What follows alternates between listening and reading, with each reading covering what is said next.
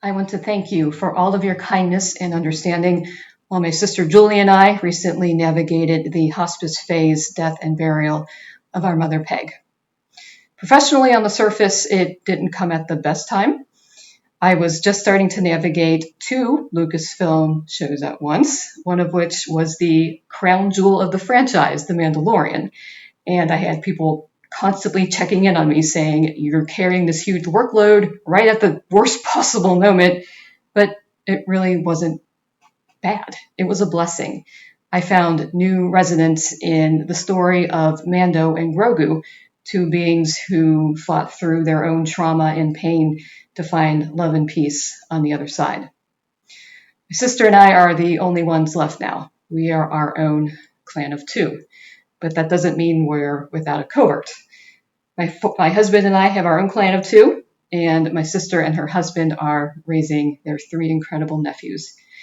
And of course, there's all of you who have been so kind with your cards and letters and phone calls and comments and just every possible form of communication. It was so incredibly appreciated. My mother was not a Star Wars fan.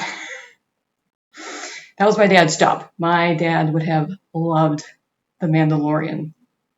And he also would have loved talking with the subject of this week's trench run, Brendan Wayne. Brendan is 1/3 of Din Djarin. The other parts are Lateef Crowder, an incredible stuntman, and Pedro Pascal, may have heard of him. But Brendan does mostly the talking and the standing and the walking. If you fell in love with Mando, you heard Pedro, but you were probably looking at Brendan. That mudhorn scene in season 1, that was Brendan, freezing in the mud. And that incredible silhouette in the first seconds of the first episode of the first season was Brendan. He's a dad. He knows what it's like to hold a child against him and to be willing to give up anything for that kid. So if you find Mando a particularly tender father, that's also mostly Brendan, who was willing to sacrifice the role of a generation just so that he wouldn't miss his daughter's freshman orientation at college. Thank you again for reading, listening, and watching. Mom and Dad, I'll see you again. I promise. And in the meantime, I will do my very best to not be afraid. This is Mary Beth Ellis for Fansided. Welcome to Trench Run, a column in which we'll explore a single aspect of this sprawling saga to see what it has to say about Star Wars, the story, and us. Today we're discussing the significant contributions of former bartender, current girls soccer coach, and constant actor Brendan Wayne to the character of Din Djarin in The Mandalorian. In a franchise bedrocked in firepower and blaster bolts, one of The Mandalorian's finest qualities is its remarkable ability to shut up when necessary. Din Djarin's early communication style was the quiet of terrifying intimidation, a warning quiet.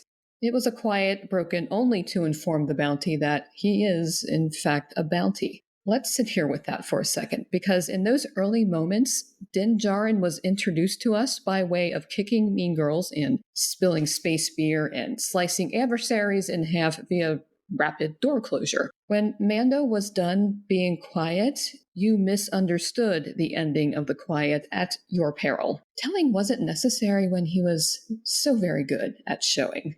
If you're wondering why you can't find a man like Mando in the wild, that is because a person of such high-quality testosterone requires the significant talents of 3 different men. Mando's physical stillness is the product of actor Brendan Wayne, whose 1/3 of Din consists mostly of body doubling. In the early days after The Mandalorian first dropped and Baby Yoda memes were requisitioning America, little was acknowledged about Wayne's ability to undertake one heart-stopping entrance after another, often with his middle-aged wizard baby under one arm. But even before the show premiered and detonated pop culture, Brendan Wayne was happy just to have semi-auditioned with a Mando suit in a building that also contained Thor's hammer. His family was intact, his girls' soccer team flourished, and he had proven himself proficient in a Boba Fett helmet.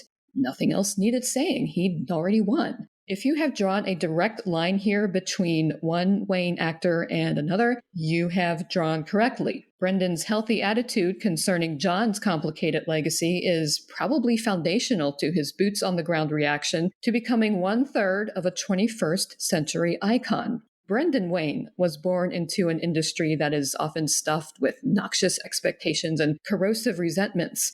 Yet he neither runs from nor leans on being the son of a 20th century icon. To do so is telling. Mando, remember, is a man of showing. You'll know when he's ready to update his social media status. This is where Brendan Wayne's teaching abilities are pressed into service in the mosaic rendering of Din. Any participant of any sports knows that filling out rosters and yelling about hydration is a terrible way to pass on knowledge. Where descendants of Westerns like Star Wars are concerned, bad teaching is telling everyone to copy the notes on the board. Good teaching is the screening of Stagecoach. Film profs who still show 1939's Stagecoach to their classes go hard if you play it all the way through. But here's one moment at which almost everyone stops. John Wayne enters the film, and they stop. They press pause on John Wayne as he spins a rifle, halting the stagecoach, the film, the men, the women, the children, the genre, the industry, and the planet.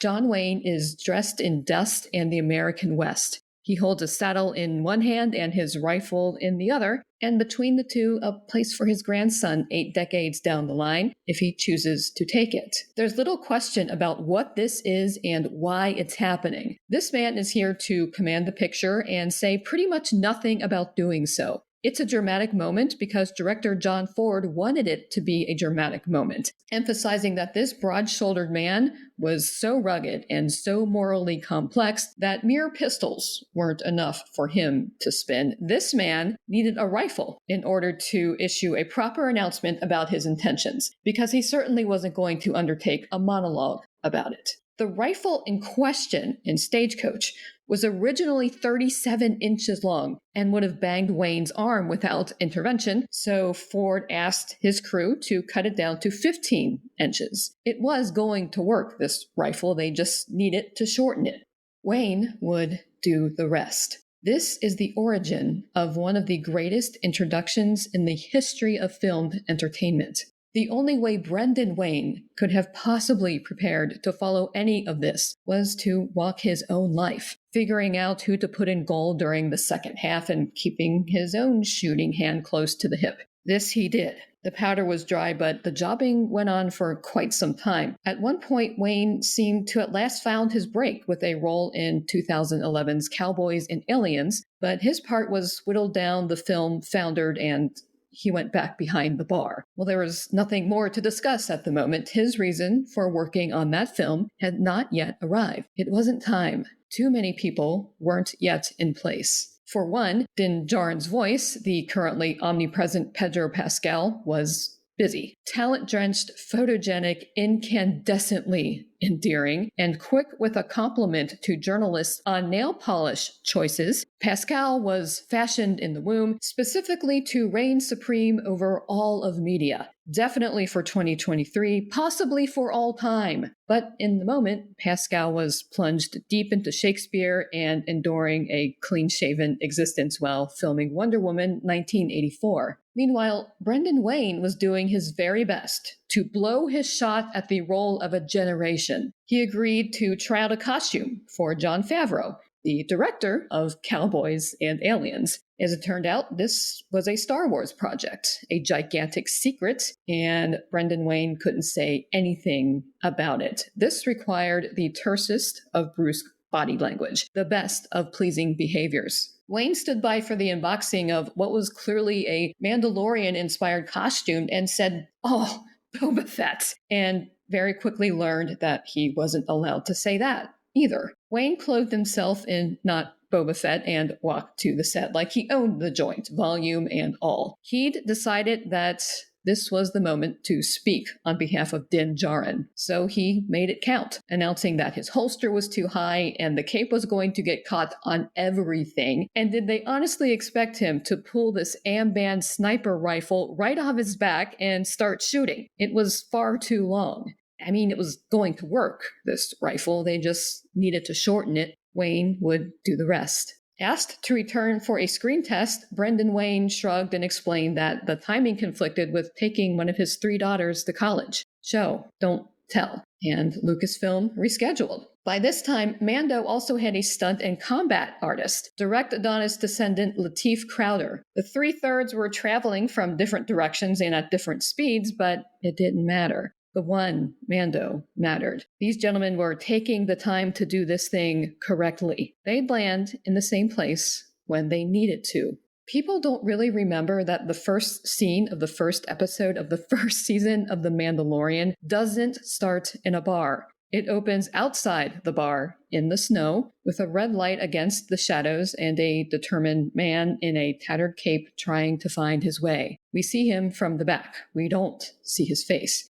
As it turns out, we very rarely will. For the moment, it is quiet. Then we go inside and the roughers start roughing up, and then the door opens and no one says a word, even though silhouetted against the darkness he's just left behind is Brendan Wayne, dead center of one of the greatest introductions in the history of filmed entertainment. And that is why no one talks much about the red tracking fob outside the bar. I'm sure you get this all the time. I once heard a podcaster say on the air, but my first ever homework assignment in film school was watching Stagecoach. I love it, said Brendan Wayne on the other end of the line. He does get this all the time, and he does love it. He likes a good story. Stories are important. They teleport and they intersect.